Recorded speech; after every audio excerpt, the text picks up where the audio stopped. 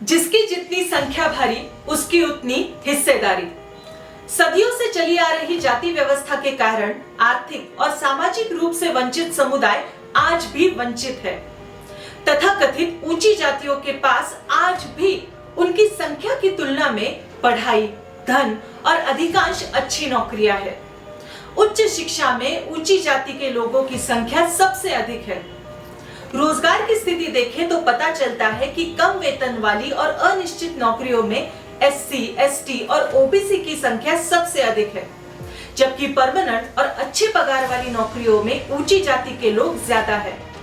दुखद है कि मंडल आयोग के लागू होने के 30 साल बाद भी आज ओबीसी समुदायों को मंडल आयोग के अनुसार शिक्षा और रोजगार में योग्य प्रतिनिधित्व नहीं मिल पाया है। देश के मीडिया हाउस, बड़ी कंपनियां या नौकरशाही हो, इसमें सबसे ऊपर की पोस्ट पर हमें ढूंढने पर भी एससी, एसटी, ओबीसी नहीं मिलते।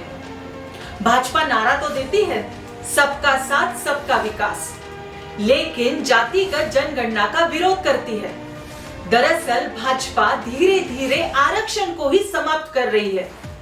भाजपा ने एससी, एसटी छात्रों की कई स्कॉलरशिप्स बंद कर दी है। उसके कई नेता तो खुलेआम संविधान बदलने की बात करते हैं।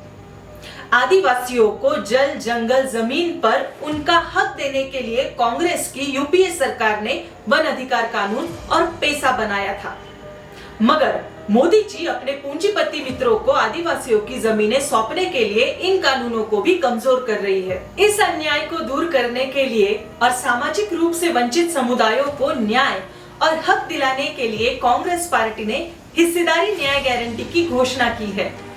इसके तहत हम 5 गारंटी दे रहे हैं। पहली गारंटी, गिने नहीं जाओगे तो सुने नहीं जाओगे, इसीलिए गिनती होगी। हम गारंटी देते हैं कि देश में व्यापक सामाजिक, आर्थिक और जातीय जनगणना की जाएगी। दूसरी गारंटी, आरक्षण का हक। संविधान संशोधन कर एससी, एसटी, ओबीसी आरक्षण पर 50% की सीमा हटा दी जाएगी और जिसकी जितनी आबादी है उसको उतना हक मिलेगा। तीसरी गारंटी, एससी, एसटी सब प्लान की कानूनी गारंटी। जनसंख्या में हिस्सेदारी के अनुसार एससी, एसटी समुदायों के लिए बजट में प्रावधान किया जाएगा। चौथी गारंटी, जल, जंगल, जमीन का कानूनी हक। वन अधिकार अधिनियम के तहत प्रलंबित दावों को 1 वर्ष के भीतर निपटाया जाएगा।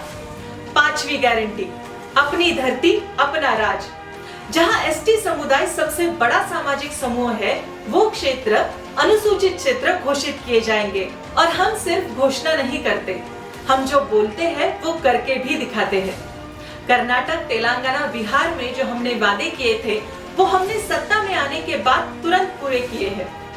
अगर आप चाहते हैं कि जिसकी जितनी आबादी उसकी उतनी हिस्सेदारी भी हो, अगर आप चाहते हैं कि एससी, एसटी और ओबीसी समुदायों को न्याय मिले, अगर आप चाहते हैं कि हमारे संविधान का सपना पूरा हो, तो आने वाले लोकसभा चुनाव में कांग्रेस और इंडिया गठबंधन को ही वोट दें।